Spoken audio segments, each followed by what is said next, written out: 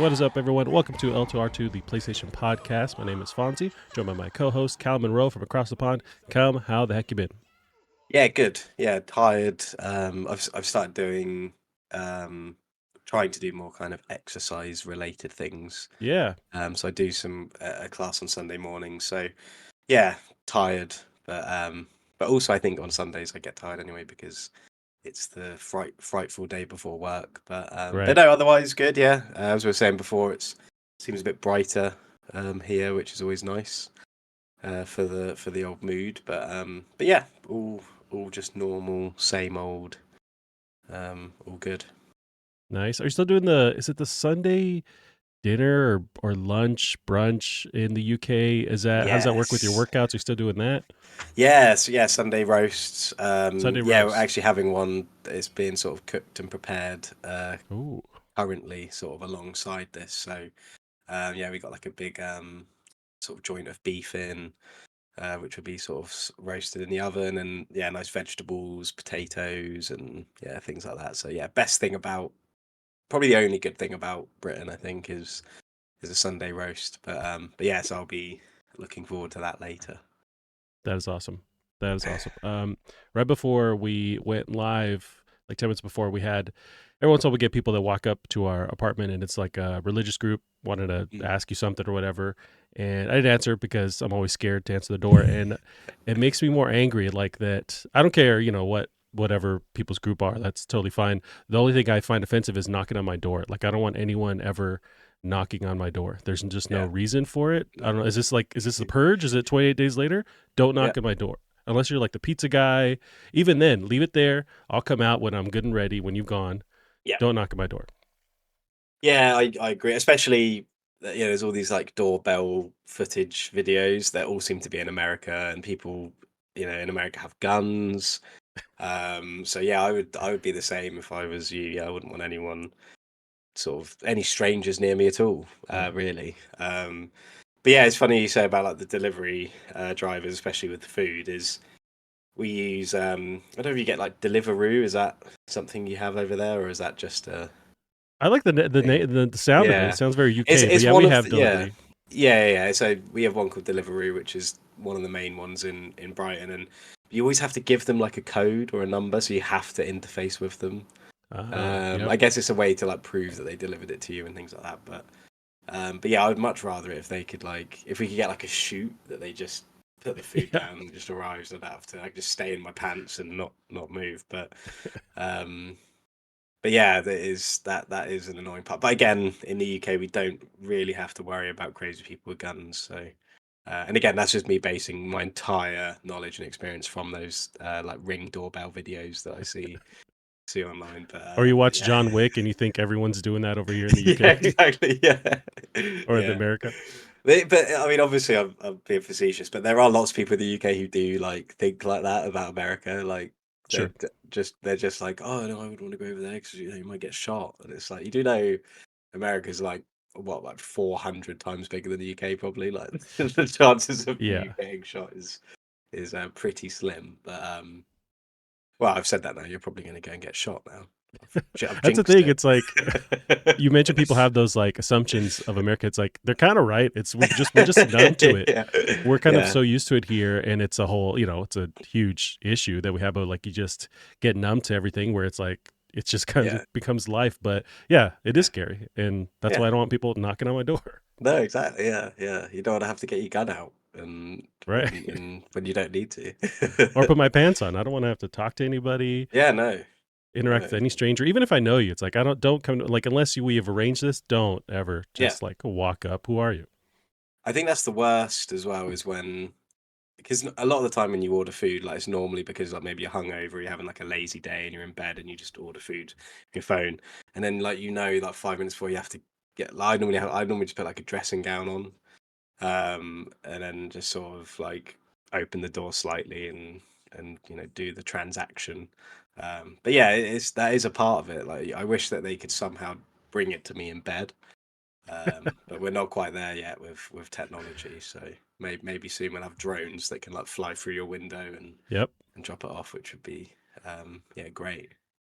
I've always loved the idea of a service where like they would brush your teeth at night while you're asleep, and maybe Yeah. they shoot some kind of dart and it just like sedates you, you don't feel it, and then they come in, brush your teeth, maybe Mhm. even like change you, put your clothes on, and then they're out, so you wake up in the morning, you're ready to go. Yeah. Yeah, that would be nice. And there's even been times where, like, if I'm feeling extra organized the night before, I'll like get like, I mean, this might just be a normal thing a lot of people do. I feel like it probably is, but I'll like get my t-shirt, like my clothes, like ready, like just so I don't even have to search through like my drawers and things in the morning.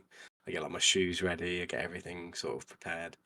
And I'll just wake up in the morning. I'll probably forget I even did it and just like find a different t-shirt and things. But yeah, I do have those nights sometimes where I'm like, you know, what, I'm going to get up really early tomorrow. I'm going to do this. I'm going to be really organized. And then obviously it comes round, and Right. morning me is far stronger than evening me. So I normally lose that battle.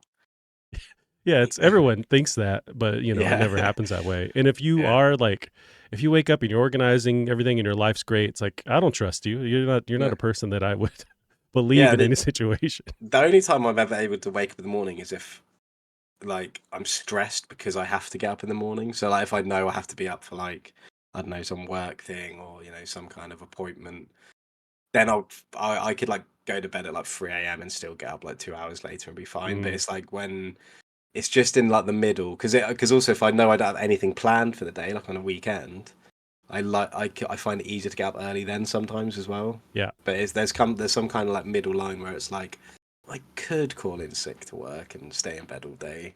That's which unfortunately is like Monday to Friday, so I have that right. feeling every single morning. Yeah, it's a struggle. I hear you. Every time I wake up, it's just the immediate debate of like, what can I do to like fake that I'm, in trouble or sick, and Yeah, it's yeah, always that. Even as I'm getting ready to like for to get to work and stuff, I'm just like, what can yeah, I still do? Can I say my tires popped or something? And like, yeah.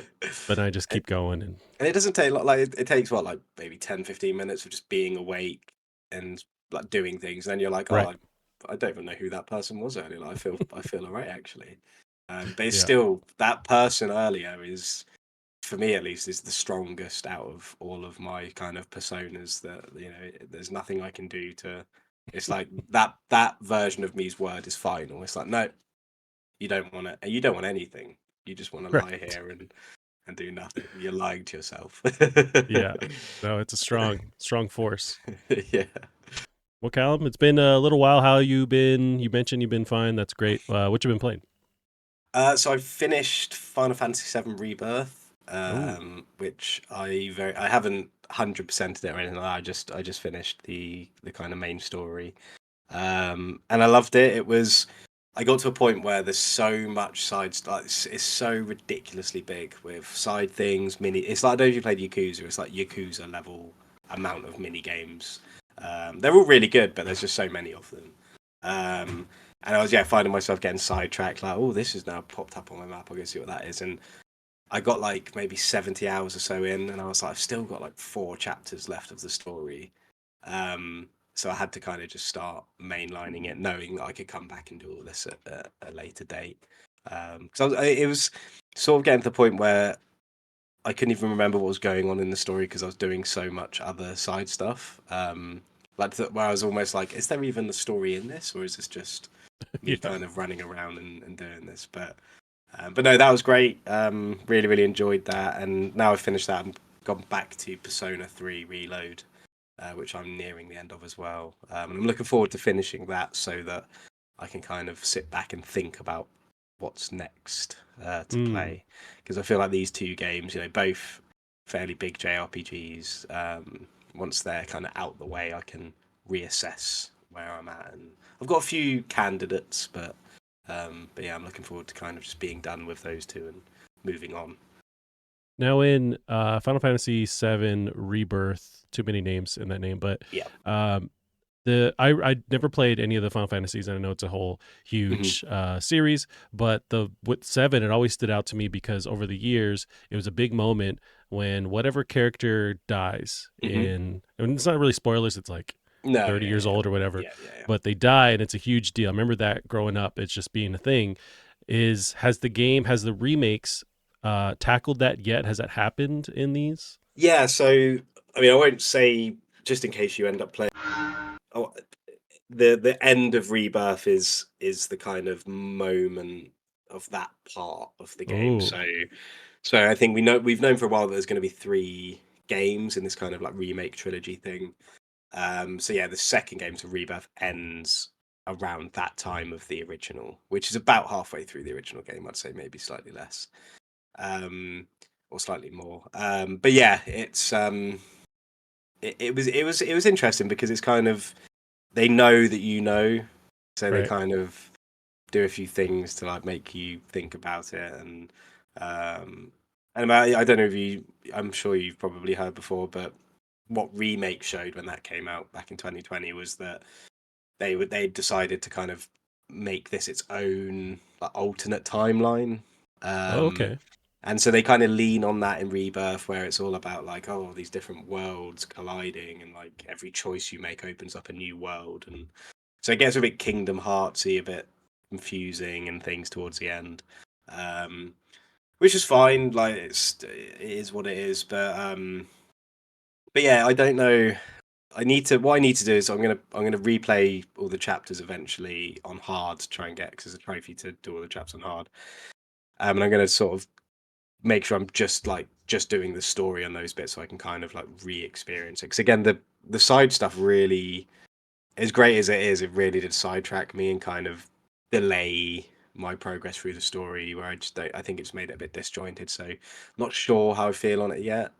In regards to like how it played out as a story, but other than that, it's just so nice to kind of see all these story beats from the original, and also just all these characters. I mean, they're so much more fleshed out, and um, so it is great. As somebody who is more of a recent Final Fantasy VII fan, for sure, it doesn't have the same nostalgia as maybe some of the other titles in the series for me, but um, yeah, it's certainly amazing to see in this kind of glorious HD, if that's even what you call it anymore. I HD is think, now like the standard D, isn't it? yeah, it's like full HD or whatever, Yeah, beyond yeah, HD, yeah, something like yeah, that. yeah, That's awesome. Yeah, I yeah. did see. It was something. It's just like an image circulating on Twitter, and it was showing the original. At one point, where in the original Final Fantasy VII, you're walking into this open world, but it's like Mhm. just this plain grass, Yeah, and then yeah, they juxtapose that with the stuff they've added yeah, recently, and it's just like fully fleshed out, all kinds of stuff, just in yeah. the landscape, vegetation and whatnot. It's like a whole world that they implanted into that little space that you're just meant to walk through in the original, and yeah, it looks amazing. Yeah, and I think it definitely deserved it, as well. I think it's easier for me to see that. I think because I didn't play the original Final Fantasy VII until slightly later, and out of all the Final Fantasies, it's aged the worst. Just the nature of when it came out, very early 3D, really horrible like polygonal kind of figures. Even like 8 and 9 that were also early 3D, at least they had a bit more of like a style, Mm, and were able to kind of utilize 3D a bit more, or a bit better. But yeah, so seven was difficult for me to really get into in the same way. But I did end up really enjoying it. But yeah, then playing remake, it's like, yes, this is, we're really fleshing out these characters that they really deserve it. Fleshing out these places and the politics and the kind of setting and everything. Because even remakes just set in Midgar, which is maybe the first hour, 2 hours of the original game, and that game's like 35, 40 hours long. I'd probably say Rebirth is about the same length if you were to mainline the story. mm, Um, but with all the side stuff, I think it took me about 85, 87 hours to beat. So already we're looking at like triple the length of the original just from these two games. yeah. So yeah, I think it's definitely it's really nice to kind of see it fleshed out in this way, and I think it's deserved of that. But it's also cool because it's not really a remake, because they are very obviously telling a different story, which is just really interesting in itself. I've never really seen anything like that done before. Yeah, it was just great. It was such like for me anyway, it was such like a thing to get like sucked up into. Like, I was just so excited for it. So it's just been a really cool kind of just experience in general to go through that. I'm sure it has been for many others as well. But yeah, again, in terms of how I really feel about the story, I think I'm just going to need to replay it and just leave off the side stuff so that it doesn't kind of disjoint the experience as much as it did for me. And you feel like they, with all these side stuff you can do, it's not padded. Like it feels like it's necessary or it enhances, the game. It's not like you don't get the vibe that they are throwing stuff in there to justify. Because I think it's another $70 like Mm. full retail release, right? Mm. Yeah, I don't think so. I mean, again, if you were to mainline the game, it's still like 35, 40 hours, I'd probably say. Gotcha. And the original Final Fantasy VII was full of mini games anyway. Like there's the Gold Saucer, which is part of Rebirth, which was a hugely iconic location in the original game. It's basically like a big casino kind of theme Mm, park kind of place. Yeah, in the original there was tons and tons of mini games, so it was always obvious that they were going to have that, especially at the Golden Saucer. But I think also all the kind of side stuff just in the because it's like lots of different open worlds that you kind of like regions that you go to.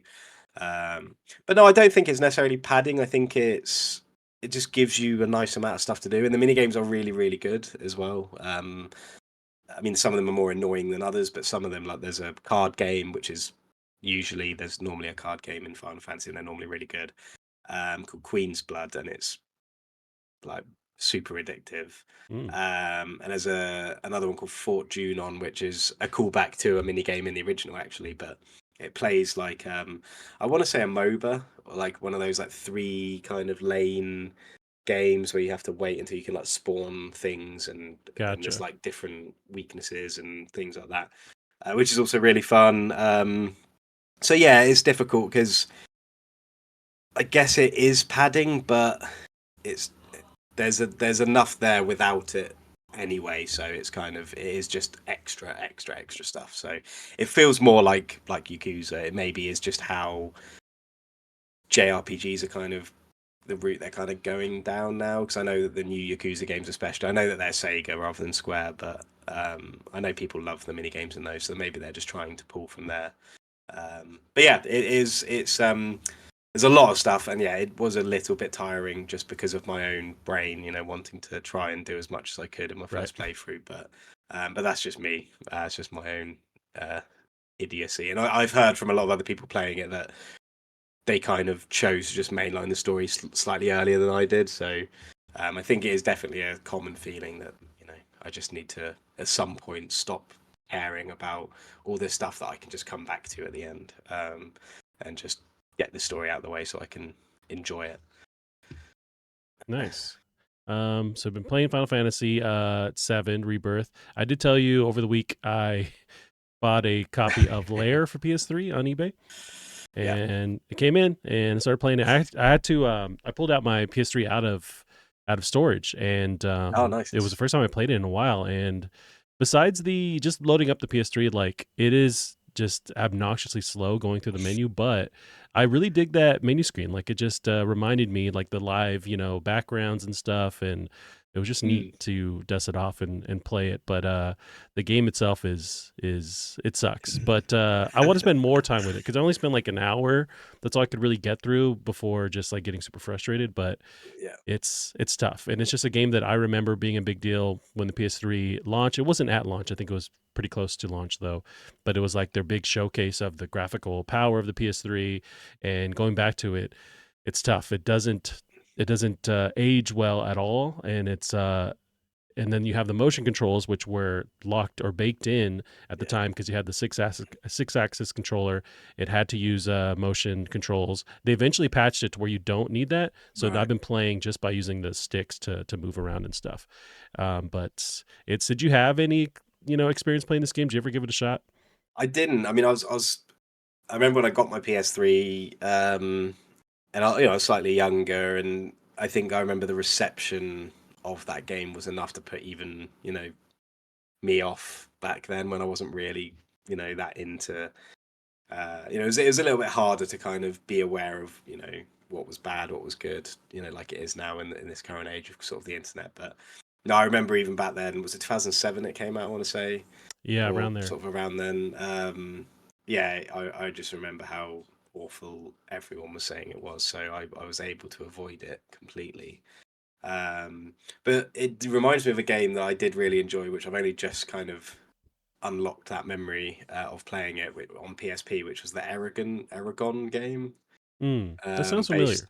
based on like a it's based on like a book, which was then a film about like dragons and things, and you kind of fly dragons around, and that was great Yes. from what I remember. But yeah, Lair is not a game I have kind of been interested to try out, to be honest. But when you sent me that photo, I did think, oh, you must be wanting to claw your eyes out right now playing, Yeah, it because was I've more of seen lots like of a footage of it.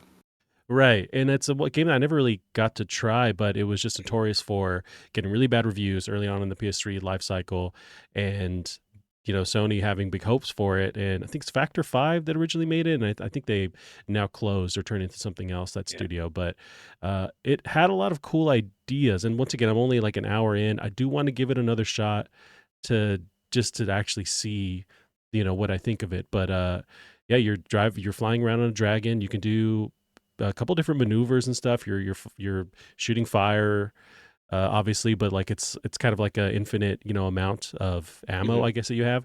yeah, It's just the game is it's just rough around every edge. So like the cutscenes that happen, how they explain stuff to you, it's still trying to think that you have motion controls enabled, but you're using right. the standard controls, and it's just a Have you bummer. Like tried in it with motion controls just to kind of see how awful it truly is? So I need to get a newer actual DualShock 3. The one Right, that I have is like a wired third party one that doesn't have it. So I right, I okay, only have the option to do the traditional. yeah, Um, but yeah, and there's a lot of it's the weirdest pop in I've seen in a long time, where you're flying around and they're trying to show like a large vista on screen, which is cool. So as you get closer to stuff, detail will pop in, but not just detail, like geometry will pop in. So like bumps and right. hills on the mountain will actually like physically pop up, not just like a texture Obstacles, changing. yeah, Yeah, it's strange. yeah, Um, but I could see where at that time they were trying to pull off, like, the water looks pretty good. They are trying to render a lot at once. So it's like I could see where this would have looked really cool back when it came yeah. out. It's just the controls are really, really But bad. I think as far as I remember, it was mainly because it was so early on the PS3, and I think the PS3 was meant to be a bit of a pain in the ass to develop Yeah. for. Um, which is definitely a probably a good excuse to have. But you do know that you're going to have to get like the most genuine experience. You'll have to get six-axis controller without the rumble. So you've got I do remember Oh how like god, yeah. cheap and light and plasticky they were. I mean, they were based for what I remember. They were like exactly the same like feeling. I just remember them being so light, and I remember actually Right. playing God of War. I think it was either God of War 3 or one of the ones from like the HD collection on PS3. And I remember just it makes you want to press the button so quickly. And I remember I actually snapped one of the six-axis controllers, like the little circuit board inside, just from squeezing it. Whoa. Because they were just so light and flimsy and horrible. Yeah. So I would assume that would yeah, that would really add to the experience of Lair, just having that kind of weightless thing in your hands trying to control a dragon. Uh, but yeah, Yeah. no Can't imagine. vibration, nothing. Yeah, Yeah, I don't know what they were thinking. Drop the vibration. That's a it standard, was man.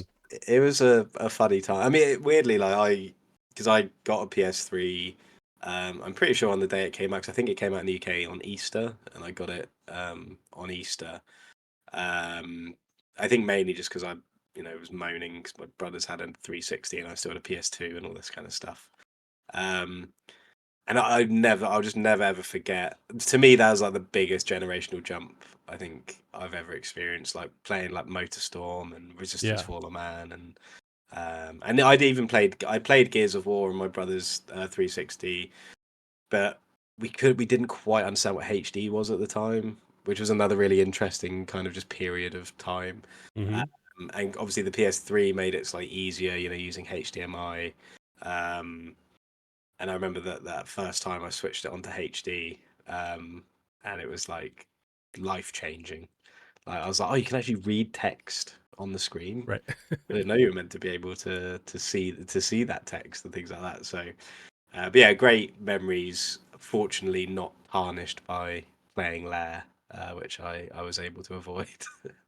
Yeah, and that brings up an interesting point. Like one of the reasons why I decided to jump back into it or to try it for the first time, even though I've been thinking about it for years, was watching a Digital Foundry video on the first couple of years with the PS3 and the games that Mm. were full 1080p. Because at that time, that was no, it's full 720p. Because I think that was what was considered HD, or like that was the first entry into Yeah, and they did HD. like 1080i, whatever that Yeah, means, and things like and that. Yeah. yeah, and I don't know what it means, but so they're testing these various games that were actually like full 720p or 1080p Mm. for the PS3. But one thing I found interesting and didn't realize was the PS3 let you change your resolution, so you could switch from like it's outputting 1080 or 720, but that would change how the games performed, various games. So you Hmm. could actually squeeze out a little bit more performance Oh, by okay. dropping the resolution manually, much like on a PC or whatever, like gives you those options.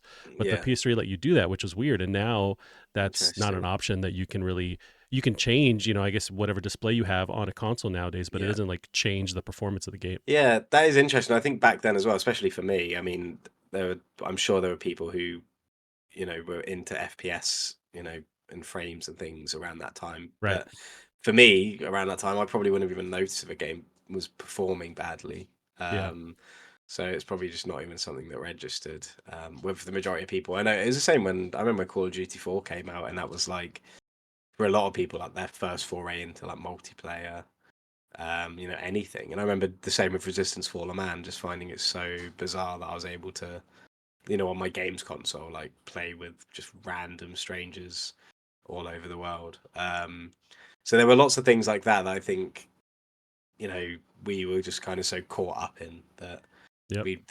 if we were to go back now and play a PS3, it's like how did I even stomach like how juddery and awful everything everything looks, Right. but that's just the nature of it, isn't it? It's the same with every kind of generation. And unfortunately, it'll be the same now when we go back and play, PS4 games soon. We'll be like, how did we play this at, you know, Yeah. at 1080p of, my 26K TV? Right. Yeah, I think about that with like you mentioned, frame rates not being a big deal. It was the same for me where I didn't really care about it until I'd say transitioning out of the PS4 because all those Mm. games were really, besides like a Yeah. shooter or something, they're locked at 30 frames. You have iconic games from Sony Studios, Uncharted, Last of Us that are all 30. I Hmm. think maybe with the PS4 Pro, they weren't really enhancing performance. It was more like this can be in Mm. 4K now Yeah. because of whatever Yeah. upscaling.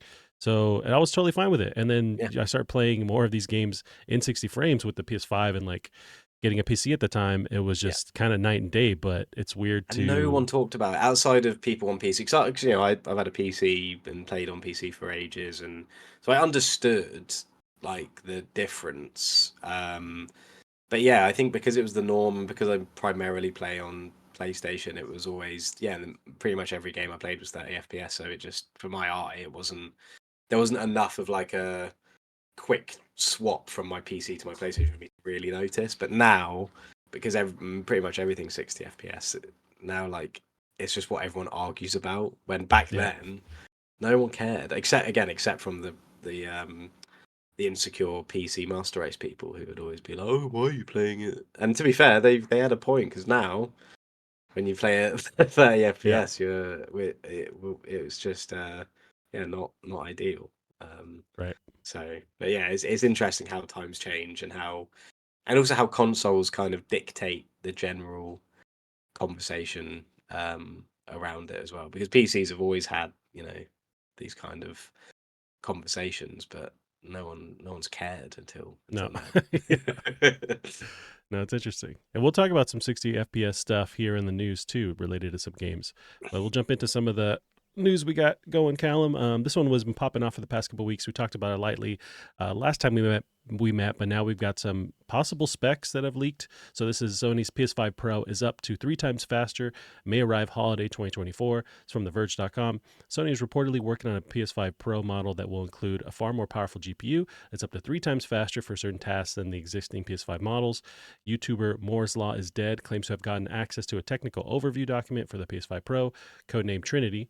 And now Tom Henderson at Insider Gaming reports that the leaked specifications are accurate and the console is currently set to release during the holiday 2024 period. Getting through all that, so we got just a quick blurb of the specs here. GPU is at 33.5 teraflops, whatever flopping teraflopping means. It can render 45% faster than PS5, potentially 2 to 4 times ray tracing improvement. Custom machine learning, AI upscale. This part is cool. So it's PlayStation Spectral Super Resolution is apparently what this is going to be called.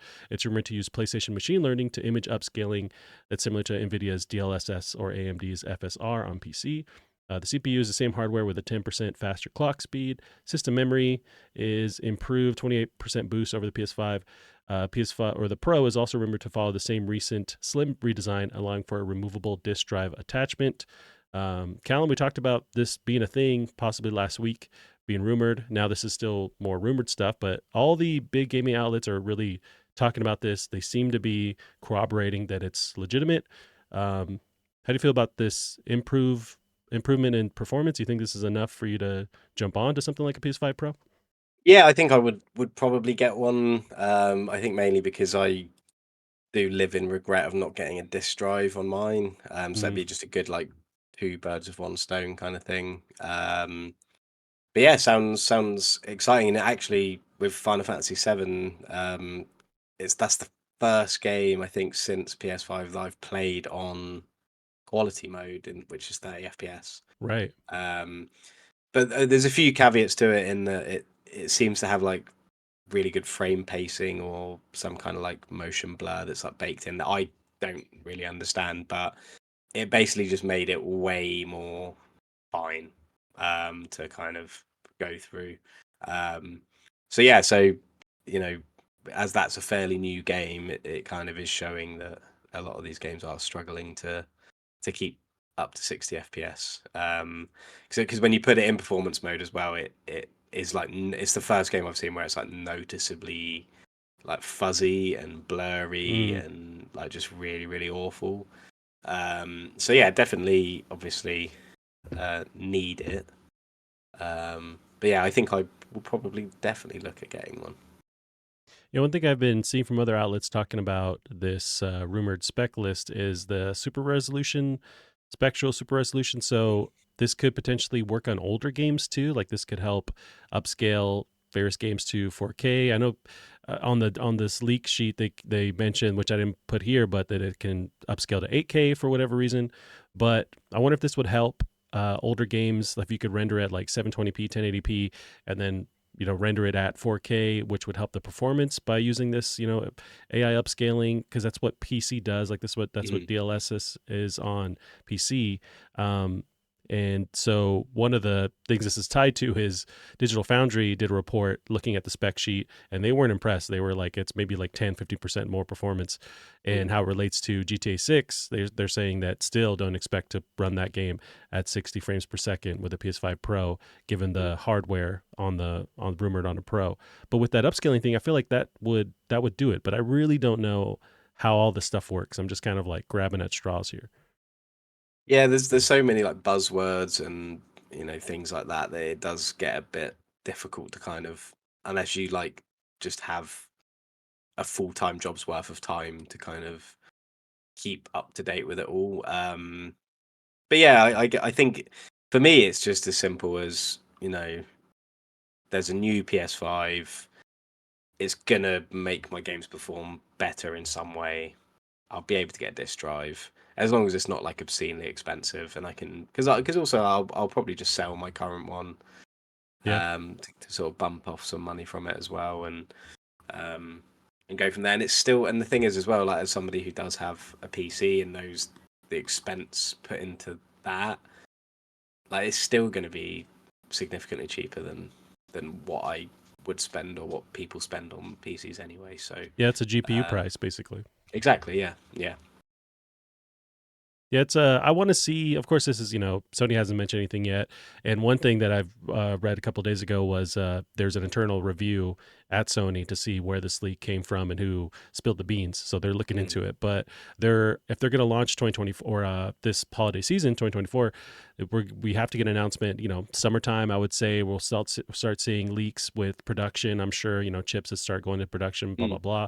But I want to see when they do start promoting this thing, actually comparing like here's what this with the same experience of this game you've been playing. Here's what like Horizon Zero Dawn or Forbidden West looks like on the PS5 Pro. I want to see that apples and oranges comparison to make me go, oh, okay, now it's worth jumping in. But with just with this Yeah, data, and then also I'm such a huge Digital Foundry fan, and they can really sway me either way. So seeing them but like not being impressed, I'm like, okay, well let's see what the performance actually looks like when we get to yeah. see some videos.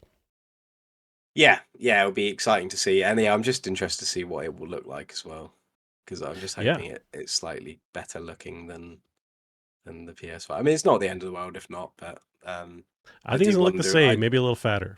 Because I would have thought with like the Slim, if they cared about people's complaints about it, they would have addressed it there, but they just made it worse. So I don't have high hopes, but again, it's not really that important. It would just be nice if they could make something look cool. Yeah, I think it's it's gonna look the same. I imagine with they're production producing stuff on such huge scales, and they have contracts with people, and they have molds created. So it's like, how do we Yeah, make new hardware based on what we already have, kind of situation to keep costs down. So I don't think it's gonna they're gonna reinvent this design. I think it's gonna be. I love yeah, the. I'm a sucker for weird shit. So like when that PS5 dev kit came out, those images leaked and they had the weird like triangle space in the middle missing. I'd like that. I want weird stuff like that. If you remember yeah. that, it looked like a slice for a pizza slice to be in the middle of that dev kit. But yeah, we'll see. We'll see. I think we're going to start to get into them promoting that. I think we're a couple months away still, but Mhm. a lot of stuff has leaked. Now transitioning more into GTA 6, we got GTA 6 production reportedly falling behind. This is from Kotaku. Kotaku has learned from sources within or with knowledge of the game's development process that GTA 6 could miss its 2025 release window and slip into 2026.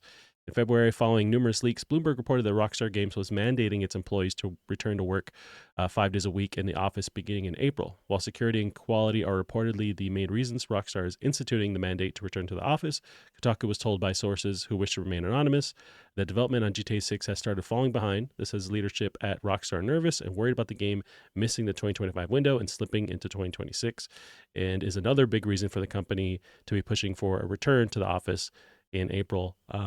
This just reminds me of the PS5 Pro because as this knowledge leaked of a PS5 Pro, it seemed to always be tied with Sony wants this thing out for GTA 6 to have it Mm.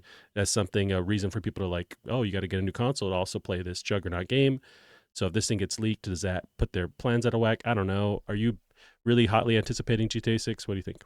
Not really, to be honest. I'm kind of not really bothered by Rockstar's games. I mean, they're obviously like super impressive, especially Red Dead 2 from all the things I've seen. And it's that, to be fair, that is a game that I would like to eventually, you know, carve out a lot of time for. But yeah, GTA.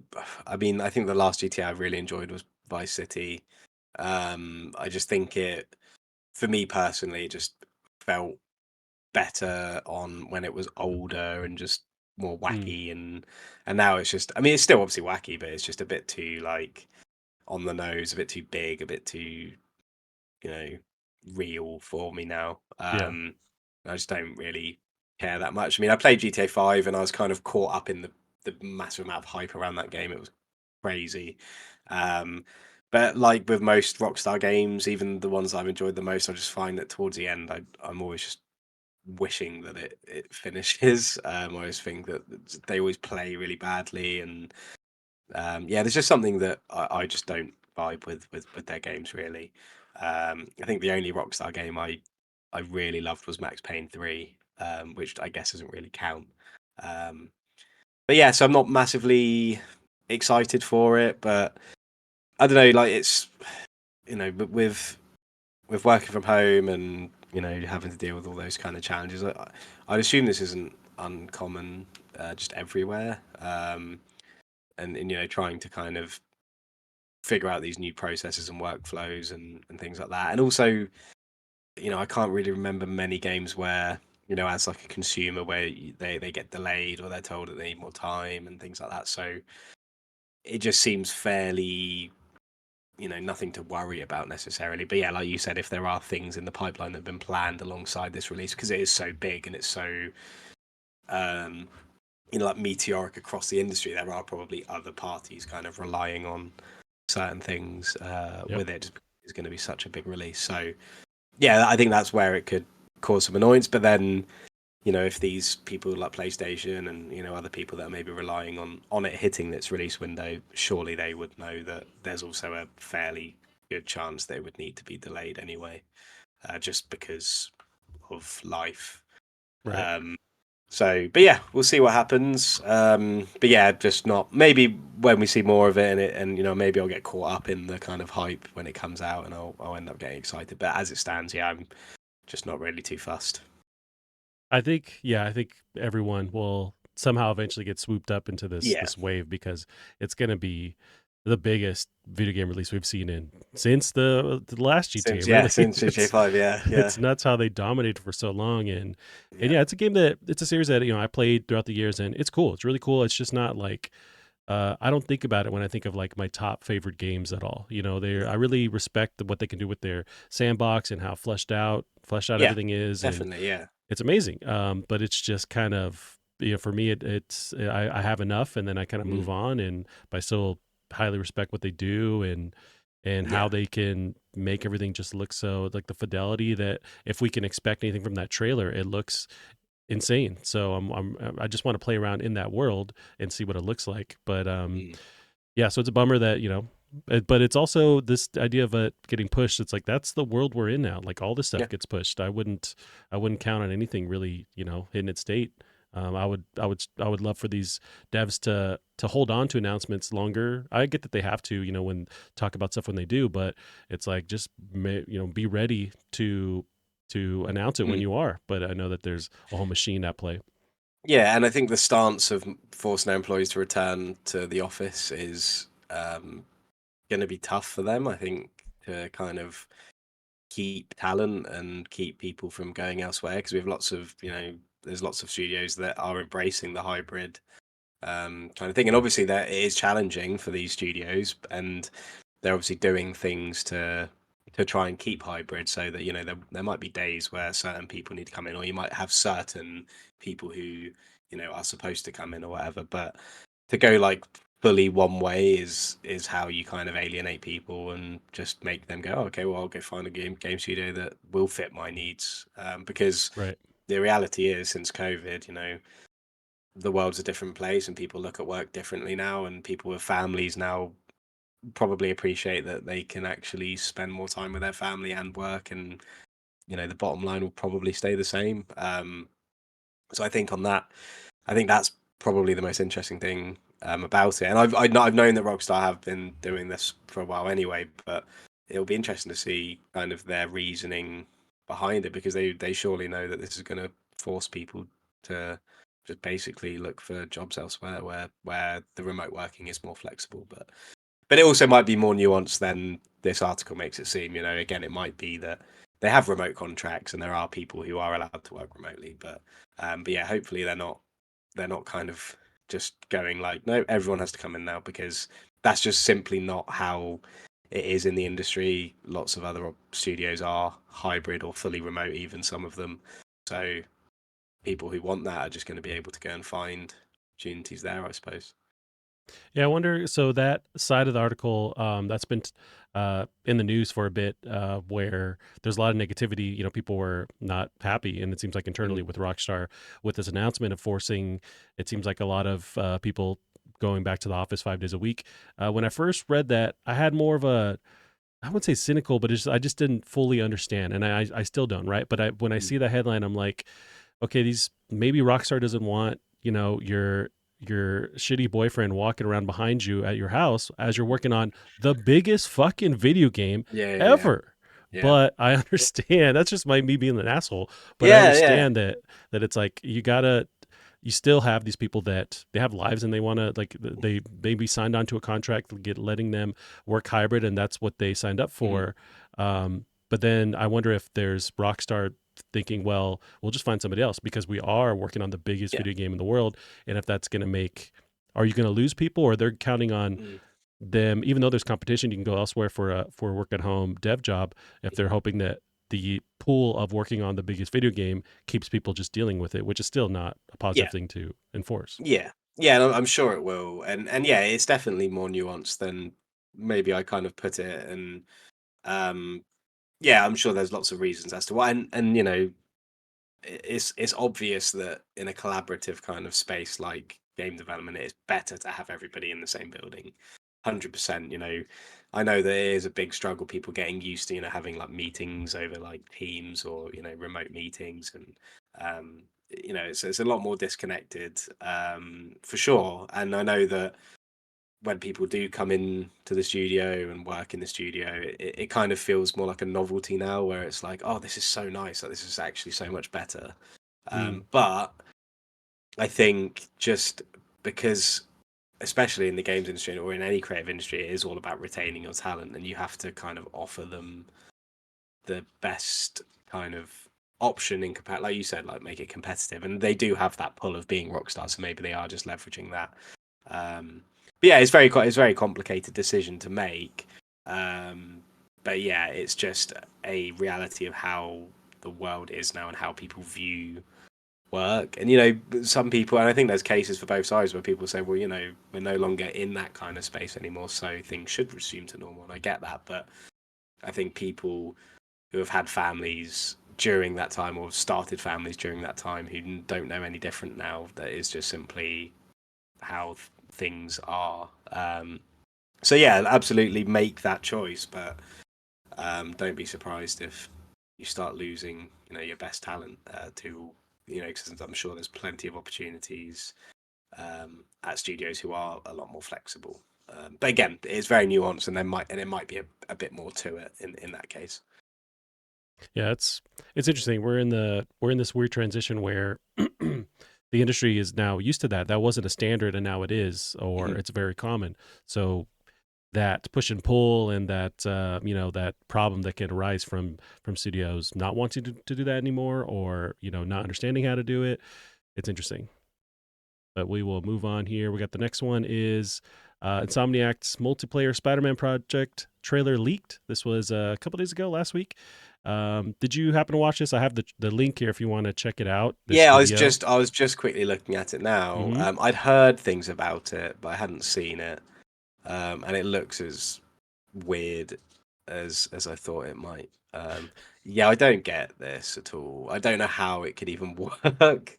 But as far as I know, it's not a thing now. It's been like canned, isn't it, or Apparently, something? it's one of the Yeah. canceled things. Um, yeah, I don't. I just have no idea how it would work, and I don't really see the point in it. I don't really understand just anything about it, really. Um, I get like, so I'm guessing it's like the Great Web is some kind of like multiverse thing, and you're all joining each other. So maybe on paper it sounds like it could work, but I just think the game, if it's based on and it looks like it is Insomniac Spider-Man, I just have no idea how that would play out really. But maybe it would have been cool, but also maybe there's a reason why it was cancelled. Yeah, I could see a lot of potential in this. Yeah, it doesn't make any sense as far as like how they would get it done, but you throw a multi-dimensional blah blah blah, Doctor Strange does something again and everybody's there. Mm. That's all I got to do, and then you have the excuse for how people are playing together. But I think in this world of these multiplayer games being so successful, or can, the high potential for them being successful, and you have this gives me a Fortnite vibe. I don't know if they've really changed the visual style, but something about seeing all these Spider-Man just makes me think Fortnite. And I feel like kids, younger generation would absolutely gravitate towards Oh that. yeah, But yeah. for some reason, or because of whatever analysis Insomniac has done, they realize that maybe not enough to justify the cost of continuing to work on it. But man, I feel like another world, another dimension. This launches and it would be a juggernaut of a game. Yeah, I think you're right that it would be massive just because it's Spider-Man and kids love multiplayer things and um but it reminds me slightly of the Ghost of Tsushima Legends thing, which again when that came out everyone was like what is this? And obviously Yeah. it did really well in the end. I don't know whether it did well like commercially, but I know people loved it. So yeah, I'm sure it would be good. It's just one of those things where I wouldn't have even like ever, if I was to sit down and like try and predict like 50 things, this wouldn't be anywhere near like that. So it's just one of those that kind of really caught me off guard. But yeah, who knows? In another world, maybe it would have come out and done really well. But I'm just not sure. I just can't envision playing it myself, if that makes sense. Yes, I'm in the same boat where it's like I just need one Spider-Man at a time. I'm good, Yeah, but yeah, there's yeah, I guess people have friends and they like playing with each other, so yeah, yeah. go for it. Weirdos. Yeah, weirdos with friends. They're knocking on each other's doors. I can't have that. Yeah. Oh yeah. No. Alrighty, Callum, we got moving on here. Sony hits pause on PSVR 2 production as unsold inventory piles up. It's from Bloomberg.com. Sony Group Corporation has paused production of its PSVR 2 headset until it clears a backlog of unsold units, according to people familiar with its plans, adding to doubts about the appeal of virtual reality gadgets. Sales of the $550 US wearable accessory to the PS5 have slowed progressively since its launch, and stocks of the device are building up. According to the people who asked not to be named, as far as the information is not public, Sony has produced well over 2 million units of the product launched in February of last year. Not great news for them to stop because these things are literally piling up. What does this make you? Does this make you, weary of PSVR 2 in the future as we cross a year of this thing and Sony not being able to sell as many as they need to? Yeah, I think I was already weary of it. Um, but I mean, I guess this is obviously good that they've taken the decision to pause production and try and I guess make some kind of intelligent decision on what is ultimately something that's clearly failing. Um, yeah, I don't know. It's a difficult one because VR is already kind of a niche kind of thing, and it already targets a kind of smaller audience just by default. So it's always difficult to kind of know whether it's a success or a failure. But I just think in the current VR climate where you have things like the Meta Quest and, well, I guess Meta Quest is just, I'm assuming, storming away I with think it all. that's, yeah. But even that, I'm fairly sure that the newest Meta Quest sold quite softly. So I just don't Mm. think it's. I think there needs to be kind of a bit of a re structure in how we kind of look at things. But yeah, the PSVR 2 is obviously not doing so well. But yeah, I mean, I'd still be interested in getting one if they drop the price. I think that's another thing as well, is they don't seem to be doing that at all with No, it, which is quite surprising.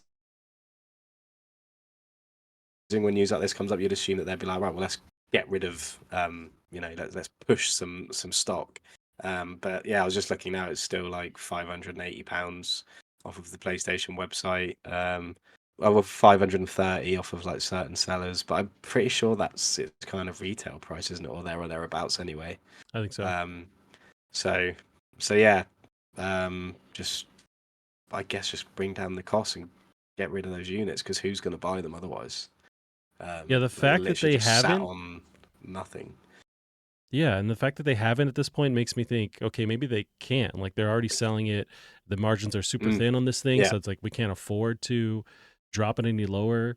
yeah, And it's tough, but if you look at, you mentioned MetaQuest, I mean, I would imagine they are the controller of that market right now mhm, because they've nailed this smaller price point. That's what people yeah, want. They want the lower barrier of entry where they can yeah, jump in. They don't necessarily need a thing that needs to play like a PC or a PS5. yeah. It's cheap, and so it becomes a holiday gift. You're not thinking about it. You can add it, Hmm. but with the PSVR 2, it has all these different And caveats to it. it's not something people really talk about either. Is the price of the MetaQuest? Like it is. I remember I got because I had I played on a MetaQuest one, and I was like, oh, this is really cool, but it's a little bit pricey.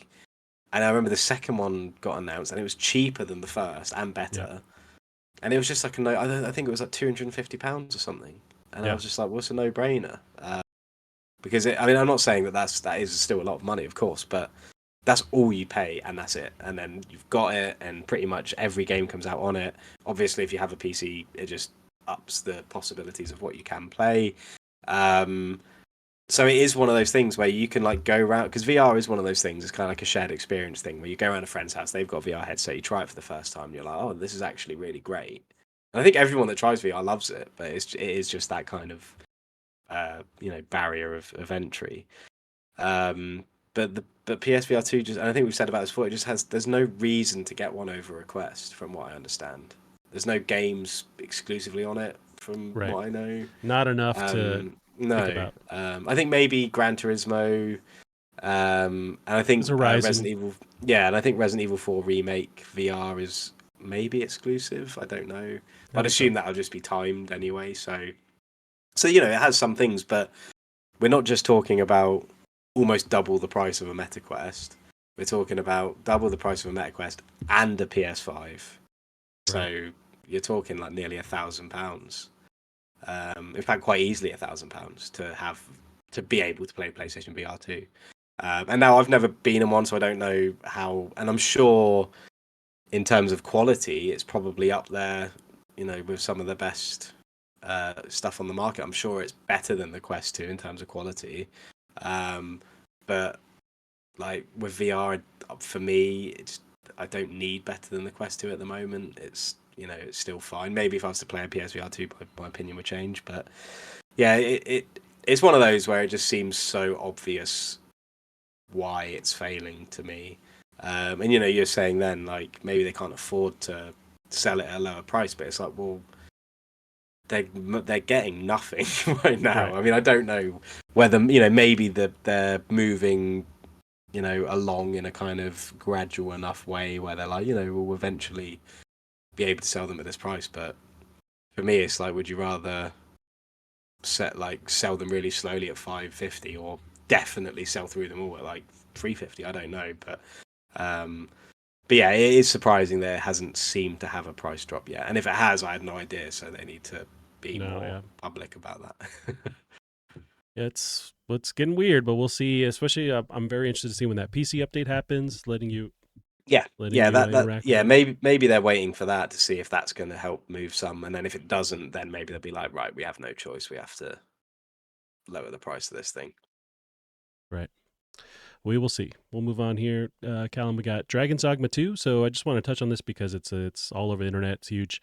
But we got the game finally released, and we got some pretty positive Metascore. So we got some of the gaming outlets here gave it various scores. We got VG247 gave it a 5 out of 5. Eurogamer gave it a 5 out of 5. GameSpot 9 and IGN 8. It has a Metacritic right now that varies on which platform, but 85 on PS5, 87 on Xbox, and 92 on PC. I know there is various like performance issues that it has. Mhm. I'm hoping that's the only reason why I'm not playing it. I want to see if they kind of iron that out. But is this on your radar at all, Dragon's Dogma 2? I wish it was because I think it looks really good. And the performance issues don't bother me as much simply because I've just played Final Fantasy at 30 Sure. FPS, albeit a very good 30 FPS, which I didn't even know was a thing until I played that. Um, but yeah, I think the main issue is I just don't have time. I can't fit it in really. It seems like a game I'd need to invest a lot of time into. Um, but yeah, it seems really cool. I mean, some of the clips I've been seeing are very, very cool. And I played a little bit of the first one, and the first one had similarly unique kind of experiences that would just kind of happen. So it's cool that's kind of what they focused on. These kind of incredible happenstance kind of things that might occur. So yeah, it looks great. But yeah, I probably won't end up playing it. And if I do, it'll probably not be for a while. Gotcha. Well, yeah, I do want to play it. But it's same thing. It's adding another 80-hour experience, whatever, to my list.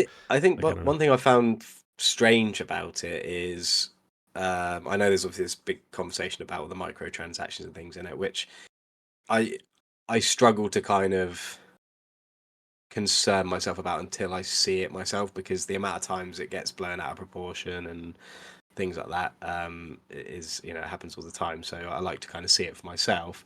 From first glance, it doesn't seem great. Some of the things that apparently you can pay for, but I think the thing that kind of weirds me out the most is that I only heard about this, or I only kind of seemed to gain traction like a couple of days after the game was already out. So I kind of don't know why it wasn't mentioned in reviews or like pre-release stuff, which is kind of interesting to me. I don't, maybe that, and I don't mean to sound like there's like a conspiracy or anything like that, but um, I do hope that it's not something that was kind of like hidden by Capcom when sent out to reviewers, and then it goes out to the public, and then they like, flip a switch, and it's like, yeah, you can buy fast travel now. I Because I would think it. assume it would affect the score slightly. I think it was exactly that. There was one Right. reviewer talking about how they didn't have access to any kind of a marketplace yet or anything like that. It was just Right. mentioned that that was going to be a thing. So I Yeah. don't think that any of the reviews really reflect that. Yeah, but I mean, but then on the other hand, is if they didn't have access to it, then it probably means it's not really needed, or it's True. not like, because I think some people are framing it like, oh, I can't fast travel unless I pay for it, and I don't think that is actually the case. I think it's more that it takes a while for you to be able to start unlocking these things, which I think most big open world RPGs do well. You know, it was like in Fallout, you had to find the place before you could Right. fast travel in, and you know things like that. Um, so yeah, I do think it is very likely to probably be overblown, but it does just seem a little bit weird to just hide it from reviewers. And I don't mean like don't give them access, but not even mention it to them that's going to be a thing. Because again, I think with how a lot of people in the industry of reviewing games are, I think a lot of people would probably maybe bump their score down if they knew just that there were microtransactions in it at all, because they kind of have that effect on people. So it's not something that bothers me personally, but I did find it weird that yeah, people were, because it was like so positive, like such Yeah. positive um videos, and then people talking about it really positively, and then like literally like the day it came out or the day after it came out, there was all this, like it got like massively review bombed on Steam, and at first I was like, what on earth's happened here? And then yeah, I read it and I was like, oh, that doesn't sound great. But yeah, so it wouldn't affect me or affect my likelihood of playing the game, but I just did find that interesting. Yeah, that's strange, and but yeah, I'm same boat where it's like I want to see how that actually feels when you're playing the game. Mhm. Is it lopsided where it's like you are incentivized to buy the thing, but Yeah. if there's any hope, those reviewers giving it such high praise without that enabled means that they were Hmm. able to progress to the game and not Exactly. Yeah. have that feeling on them. But I don't know if anything was tweaked afterwards, which would be I just wouldn't put I wouldn't imagine Capcom doing that, but yeah, I don't know No, who yeah, actually but you called do, that but shot. you have to worry because we see it a lot where studios or big companies get in people's good books, and then they start making these kind of cocky Yeah, decisions and these almost like an arrogance where they're like, oh well, we've just done all this for this past years, we can afford to kind of drop the ball, and off the back of trying to make a quick buck, right. and people kind of forgive us. So hopefully, yeah, it's not that kind of thing. Yeah.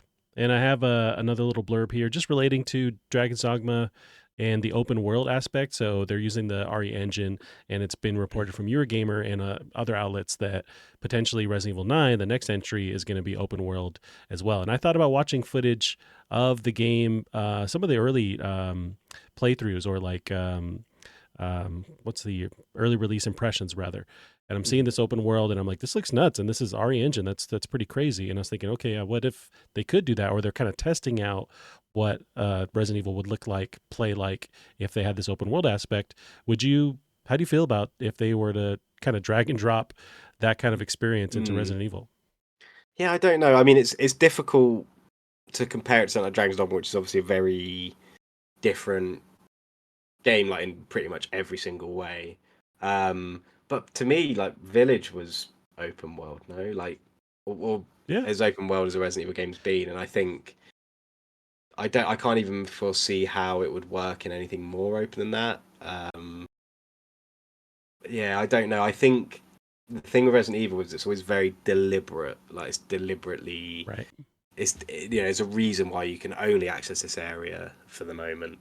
And there's a reason, and it means that they can incorporate really like ultra specific design choices with backtracking and all these things that makes Resident Evil what it is. So yeah, I don't think it would be a good idea personally. I mean, maybe I'm wrong, and maybe there's a way that they can make it work.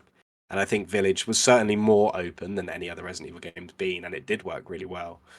Um, but yeah, I don't know if they're going like a Dragon Dogma style open world where it's like a big map with like fast travel points and things like that. Then it sounds maybe like a Resident Evil 6 kind of Yeah. moment where they're just going to go in a completely different direction when it's just not needed, and people are going to not like it because of that. So we'll see. Yeah, I think if it's literally the same kind of concept, then that's not a good recipe for success. But Mm. if you're tunneling people through areas and kind of channeling where they go and how they unlock stuff and still keeping it creepy, that could work. But Mhm. then you're right, that's basically what Village did. So I Yeah. don't know how that.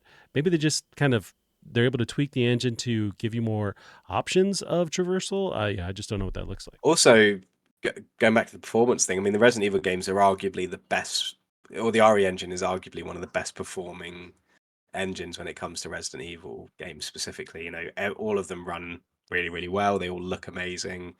Um, Not buggy as far as I have seen. Like just really well polished, great games that just straight out of the box you play them and no technical issues or anything like that.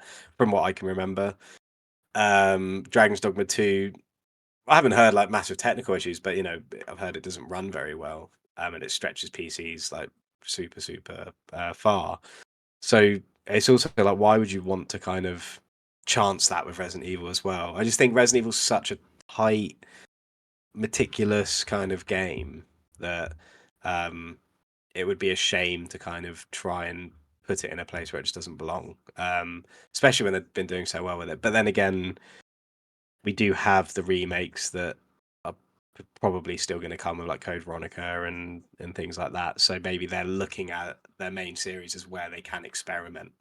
I look at games like Final Fantasy where that's also a kind of series that they seem to experiment in each kind of main line. So I hope they're not going down that route because obviously Resident Evil is not that at all. So I'm just hoping that they're not trying to be like everyone else because they have such a unique concept that they don't need to try and be like, oh, this game's open world, it did really well, let's make Resident Evil that. So I know Resident Evil is what it is. It should be Right. other games trying to copy you.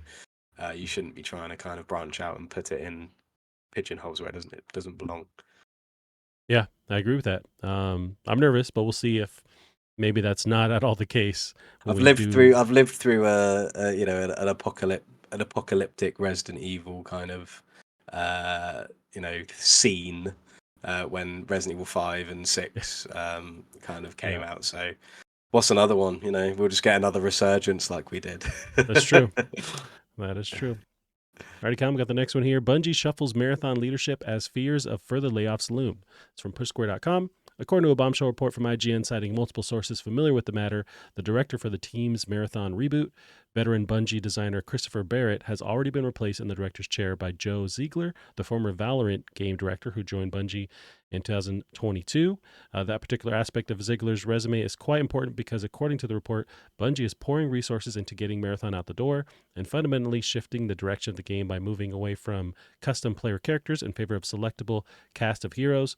Worse, while pushing out Destiny's 2 last expansion, the final shape remains Bungie's highest priority. Rumors are rife within the studio that more layoffs will swiftly follow its launch. I don't know what to make of this, except for Bungie's in a weird state right now after this PlayStation acquisition. People being laid off. Apparently, Sony, there was rumor that they're taking over kind of control of the studio, maybe because they have to, because of how things have been run.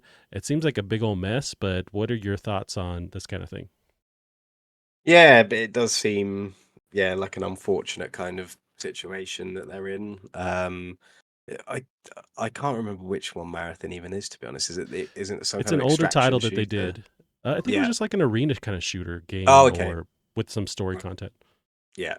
But yeah, it doesn't sound great, obviously. It'll be interesting just to see what it is, just simply because even though there's all this kind of stuff going on around it, all this negativity, I'm still interested just to see what it is and what it looks like because same with Helldivers 2, it's interesting to see these kind of multiplayer things coming out of PlayStation in some way.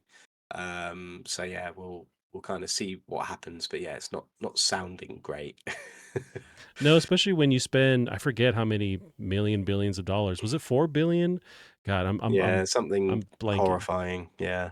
But you spend ungodly amounts of money for this team because of their talent. This is a point of view that's been talked about on other podcasts. But you Hmm. spend all this money on this talent, and then this talent starts to leave, or you get rid of them immediately. It's like, okay, why did you get the studio in the first place? Because Hmm. it's really about the minds here, the creative talent here, how they understand live service games. But then they all start leaving, or you lay them off, or they quit. So it's like, what do you have left? You have a shell of Bungie, but you spent millions of dollars on it. And then also, we potentially lost Last of Us 2 multiplayer. I'm still salty on Hmm. that because of their influence, maybe. Hmm. But it's like, what did we spend the money on? And it's just frustrating. Yeah, I think it's. I mean, it's always a possibility with mergers and things that people become disgruntled from the new ownership and the processes and things that then come in with that. And I think it's understandable thing to happen. Sometimes it's not warranted. I think sometimes people just don't like change for the sake of it. So I think it's yeah, it's obviously Sony's responsibility to make sure that that goes smoothly and that people don't want to leave after you kind of take them over, and also that you don't lay people off because that probably just make people want to leave even more.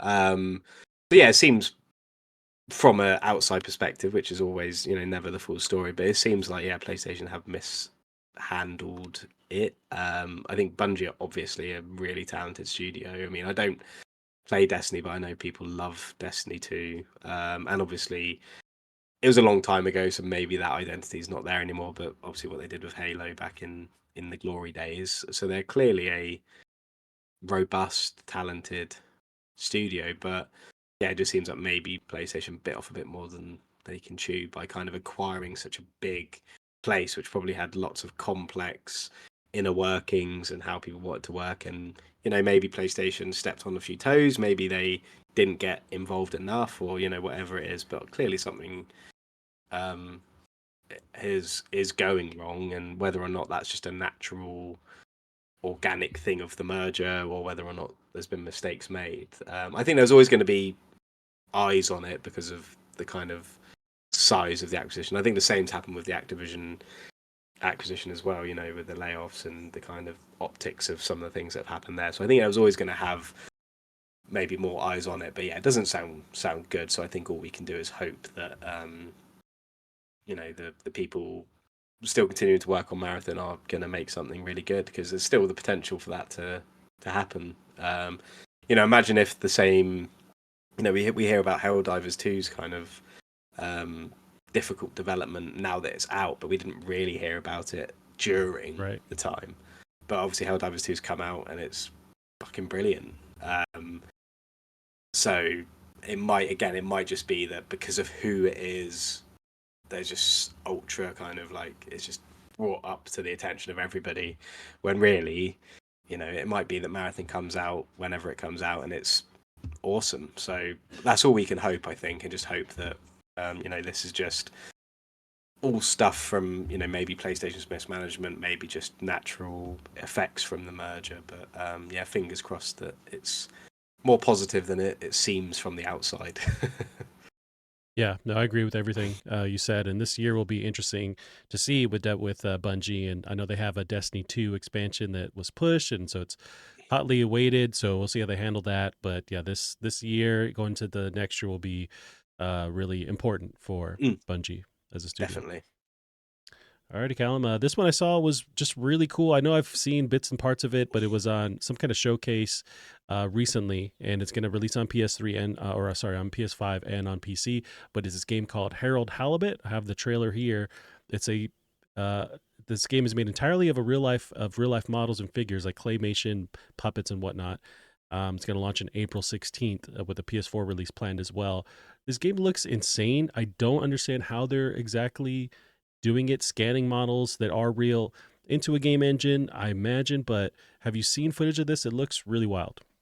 Yeah, it looks very interesting. I didn't see it until today, mainly because the same Future Game Show, as you saw, that's where Still Extra Deep was announced. I was kind of more Yes. focusing on that.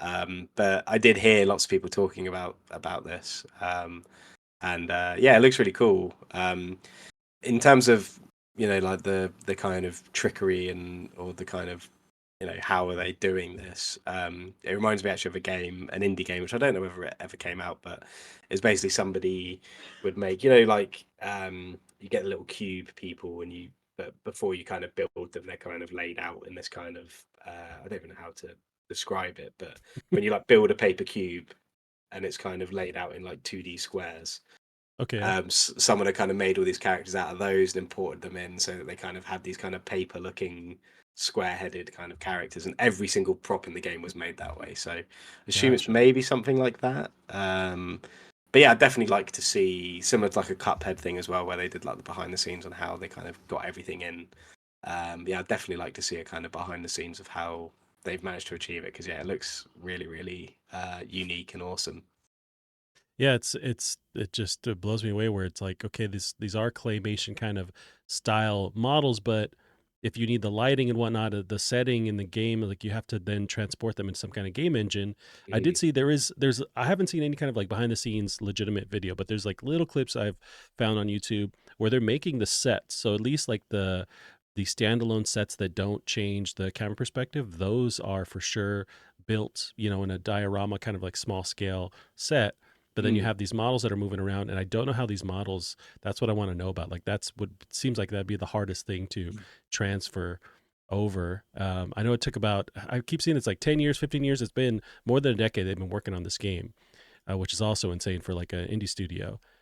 But so you have that, and then if you're working on stuff that is physical in the game and then transporting it into this game engine, you have to lock, I imagine, everything in. Like there's no room for like, oh, we got to scrap this and rework it. Yeah. It's like, no, I spent 2 months making this model. Like I got to keep it because it's physically here, and it just seems so crazy to make a game like this, but it looks cool. Yeah, I'd be just so interested to see like the workflow, because is there any kind of, I'd assume that they're doing some touching up in like 3D modeling software, or Yeah, maybe the whole point is that they haven't done that, but then that would in itself be really interesting to know that like all the artists weren't even using kind of 3ds Max or Maya, or all these kind of 3D modeling and animation softwares, and it's all just done by hand and then kind of imported in, because yeah, yeah, it's kind of mind-boggling. Would they kind of make the animation sheets via like film footage, and then somehow import that in and extract that out? And yeah, it's pretty crazy. Because yeah, with things like this, you always do wonder. It's like, are they going for like a, this is completely claymation, or is it kind of with like an asterisk, like it's claymation models touched up and kind of helped along in kind of animation software? So it'd be interesting, and I don't think one or the other makes it worse or better, but right. it's just, I'd just be interested to know exactly yeah, what the process was. Yeah, this was really really wild. It caught me off guard. But Yeah. moving on here, we got Xbox. Some news. This one is just in the context of the PS Vita and how it died, and we got the Hmm. PSVR 2 or PSVR because of it. But interesting, regardless. So Xbox is prototyping a native Xbox handheld. It's claimed. This is Jez Corden of the Xbox 2 podcast has claimed that Xbox is working on a new native Xbox handheld. I don't want to keep saying the word Xbox over and over again. On the Xbox 2 podcast, Corden said, "I know that they've Xbox have got handheld prototypes right now." Corden soon clarified that these are new prototypes and not the old prototypes that are often referred to. As pointed out in the podcast, prototypes don't necessarily mean that new products are coming to the market. Corden later said, "No, not a cloud handheld, a fully native Xbox handheld." Xbox is making its move into the handheld market makes sense. In fact, some could even argue that companies tapping into the handheld market are one of the only avenues for hardware growth due to the stagnation in console sales. It's unclear on when Xbox would announce a new Xbox handheld, but various rumors have suggested that the console's next generation of consoles could be a dockable handheld, similar to the Nintendo Switch. Earlier this year, Phil Spencer teased that the Xbox's next generation console will be unique and powerful. How do you feel about the potential that in the future we'll have an Xbox handheld, but not PlayStation would have left that whole world behind. What do you think about this? Yeah, I think it'd be cool. I mean, I can see that they said that it won't be a cloud one, which is interesting to me, because obviously X Cloud is something that they're working on, and obviously PlayStation Portal is something I really enjoy, and that would have meant that maybe price would have been low or whatever, but also a fully native one makes sense as well, because I think it's important to remember that Xbox is available on PC and Windows, which is much easier to shrink down into a handheld like a Steam Deck or whatever. Mm, They don't. If it was a PlayStation, they would have to create their own OS and do all this stuff. Whereas I'd assume, especially with Windows 11, a lot of its roots being in mobile development, which I think they ultimately scrapped, but obviously it's still there. Um, it would probably be not easy, but it makes sense for them to be able to make something that runs Windows, runs the Xbox app, and maybe they could somehow say, oh, you could download Steam on here and try and compete with the Steam Deck as well. because if it runs Windows, it will run um, anything else as well. So yeah, it's definitely cool. I mean, I've been playing on my Xbox slightly more recently, just because I think the Game Pass games as of late have been really good. Um, most notably Persona 3 Reload, which I'm playing at the moment. Um, so yeah, I'm getting quite into playing on handhelds, and because I don't really play Steam games, that's why the Steam Deck's not really that interested me. But this um, probably would be interesting. So yeah, interested to see what comes out from it. Because yeah, I'm starting to see the struggles of my Series S. Persona 3's been absolutely fine on it, but I was actually gonna give Dead Island 2 a download and see how that performs on my 4K Mm. TV via that Series S. I'm sure it's not pretty, but yeah, interested nonetheless. Yeah, and you mentioned the S. That's where I imagine if they were going to go into a fully native, handheld experience, that the hardware is always scaled down, right, to make it work with Mhm. battery life and just the sheer fact that they're shrinking this stuff down. I would imagine the performance would be like an S. Like that's the smallest console they have right now. I feel like you could possibly strip that down even smaller Mm. to something like the ROG Ally or the Steam Deck using their own hardware that exists. So Yeah, I feel like it would still perform like a Series S, but you have a 720 or some kind of smaller scale screen, so maybe you yeah. can get kind of performance that way. But I would imagine it would be in that same vein. Yeah, I think at 1080p, you can definitely get much better performance. I think my problem with my Series S is I just put it, on my 4K TV, so it's asking a lot of it. Um, and I don't know whether it has like intelligent downscaling or whatever. So Right. I might be talking out my arse a little bit, but yeah, I think there's no reason, and I guess it's the opposite to what I was thinking with a kind of Windows handheld thing. But yeah, they could literally just whack the Xbox OS on it, similar internals to the Series S, 1080p screen, and that would probably be fine. Yeah. But yeah, I don't know. But then the problem there is like I played Starfield on my Series S and it was like unplayable. Again, I don't know if that's because I was playing on a 4K TV or not, but if that's the kind of performance they'd get on like flagship games like that, then maybe they would want to boost it slightly. But yeah, we'll have to see. I guess it all depends on what they can squeeze out of those internals and how they can leverage a lower resolution on a smaller screen and get reap the benefits of performance that way. Yeah, I'm interested. I want to see these companies compete, and it's weird with handhelds where, especially like PC handhelds, there's Mm. now a ton of options. It's like a Mhm. whole emerging market that's really Yeah, competitive, and I'd love to see Sony jump back into with an actual dedicated handheld too. Like I feel like now's the time for all these different options there, or maybe it's just slim pickings and it's really hard to crack there. Then you have the Switch 2 coming out that's just going to eat everybody's lunch. I don't know how yeah. it's going to unfold. I've got to say, like, I'm fully converted to a cloud handheld now from the portal. I Mm, think just having one system that you're playing on, no matter whether you're playing, sat on your sofa on the TV or on the portal, but being the exact same system, same, uh, you know, drive with the games installed, same, just everything, pick up exactly where you just left off. Um, I mean, obviously, there's a lot of prerequisites of you need to have really good internet, you need to have your PS5 wired in, which isn't possible for some people. Um, and then obviously just the kind of caveats that remote playing comes with at times. But yeah, I just love if internet can improve and remote, cloud gaming can improve. I personally think that for me that is the route I would go down if I had the choice. mm, If Xbox were like, oh, we've got this £700, or but maybe not that expensive, but £500 to £700 handheld that's like a Steam Deck, but it plays the Xbox app. Or you can get this xCloud handheld device for £200. I know which right. one I'd be choosing for sure. But again, different strokes for different folks and all of that. Yeah, I need to experience the actual portal and see what I think because that could be really cool. It's just my first instinct is I would love for the thing to actually play the Yeah, game, but you then get that performance level with the PS5 by streaming it. So yeah, I yeah, would need to try it out. Yeah, yeah, I mean, it's something I haven't really been playing as much recently. Again, mainly because of Final Fantasy. But now I've finished that, I've been back on doing some power washing in bed, and Simulator. yeah, and I know that I'll be going and doing all of this kind of cleanup stuff on Rebirth. I'll probably be doing that on there as well. So I'll be interested to see how that is.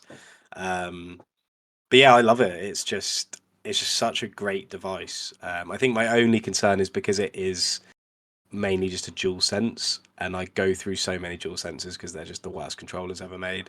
Um, I do worry that it goes from like a £50 expense if your controller breaks to like a £200 or True. 299 or 199, however much it was, expensive if you get like if you get like stick drift on it. It's like, well, that's the entire device fucked now. Whereas if you get stick Yeah, drift on a controller, it's like, oh, that's annoying, but I'll go get another one. So yeah, that's still. I mean, it hasn't happened, and I've played on it a huge amount. Um, Probably a good 200 plus hours I've spent on it. So it is maybe an unfounded worry, but it is a worry nonetheless. that's true. Yeah, the repairability of the thing is still, it seems like yet to Yeah, be, pushed to the limit. So yeah. we will see on that. But Callum, we'll end on the last bit here. I did want to talk about the new game from the Chinese Room, Still Wakes the Deep. I have the little trailer here if you want to watch along with me, but I Mhm. did see this over the week, and it was part of that Future Games stream that happened, right? Yes, it was. Yes, So it's coming out. I don't have the date yet pulled up. I know it's very soon. June 18th. There we go. Yeah. It looks nuts. I remember I didn't never finished Everyone's Gone to the Rapture, Mhm. but I really like the mood, the feel, the vibe of it. And this one is like not that at all. It's very creepy, very scary. Yeah, it's you know, Chinese Room has had a pretty extensive history with narrative based kind of games like this. I think obviously they did Amnesia Machine for Pigs, which is probably the closest thing to this, but it's fairly public knowledge that it's a very different team, but the same kind of DNA, the same kind of want. All the people that go to the Chinese Room go there because that's where they want to make games, because that's the kind of games that they love. These games like Dear Esther um, and Everybody's Gone to the Rapture, of course. And so yeah, it's really exciting to kind of see people's reaction to this, because the Chinese Room does really have like a big cult following, and it's for these kind of experiences. And it's just amazing to see it kind of out there, especially this particular trailer, because it does kind of focus a bit more on the story. And but yeah, I'm just so excited and proud of kind of everyone who's worked on it, because yeah, it's just been a really amazing kind of journey to be a part of. And yeah, I can't wait till everyone kind of sees it, because yeah, I think it's going to be yeah, really special game, and it's going to be on Game Pass as well. So Nice. um, that will be nice as well. That is cool. Yeah, and it's just like looking at the gameplay. I'm a big fan of the original Thing movie, and it gives me that vibe where it's like you're isolated. There's something fucked up going on, Yeah, and you're just complete like you're stuck in an oil rig. That's the scariest setting I can think of, where it's just like you're yeah, trapped there with something. yeah. It's a really unique setting, really tastefully done as well, because it's set in like 70s, Mm, Scotland. So um, really just yeah, I'm just really really excited for everyone to see it, and obviously excited myself to try and get the platinum trophy on it, of course. So yeah, I'll be asking for tips before it comes out, so I can right. hopefully be I'd see if I can become the first person to platinum it. That would be fun. That'd be cool. Yeah. So June 18th, that is coming out. Yes. Awesome. Callum, well, we'll end it there for the week. You can find us on Twitter at PlastiCarPod. They can follow you, Callum, on Twitter as well at Bear Monroe. Yep. If you'll tell the beautiful people out there, good night. Good night. Oh, it's Harry Houdini's 150th birthday, apparently, according to my Windows search bar. Whoa. I'm a big fan of him. He's cool. Yeah, big fan of his work. He's the Uh, magician, isn't he? yeah, I just Yeah. watched. There was one movie I watched a while ago where I was like, oh, he's pretty cool. Well, he's cool enough to get a shout out by Windows on his Right. 150th birthday. Yeah, I always liked. It's this movie. I'm pretty sure this is accurate, but they go over his whole life and they talk about, or kind of show later in his life, his mom died and he wanted to. At that time, there was a lot of these seances were becoming a thing. Right. And he's like, "Oh, bet I want to talk to my mom. She's dead. I think this stuff is real. Let's see." And so, because of his whole world of like theatrics and tricking people basically, he'd go to these seances and realize like, "Oh, they're doing this thing that I do. Oh, I know that trick. They're doing that." And but he Very never good. like Yeah. stopped believing that it was possible. He just wanted Right. to like find someone who could The actually right prove it to one. him. Yeah. Yeah. Yeah, but instead he turned it into like this organization that would go and like they would debunk him, and Right. and he was hated for that. But he's like, "Hey, I just really want to talk to my mom. You guys are lying to me." He never Yeah. found one, of course, because you can't. But it was just really cool There's to that guy see. as well. I saw a documentary about who similarly but he was like a just a pure skeptic of everything. Did he have I a can't bet or remember his challenge, like a dollar challenge tied to it? possibly, but I remember there was a documentary about him, and he was on lots of. It was around the I want to say like the 80s, where like I know what you're things talking on about. TV, yeah. And he was like very dry kind of person. Mm-hmm. But yeah, I remember that was very interesting. And I don't know if you know Darren Brown. He's like a guy from the UK. He No. does all these weird, but he's an interesting guy. But he does all these very weird like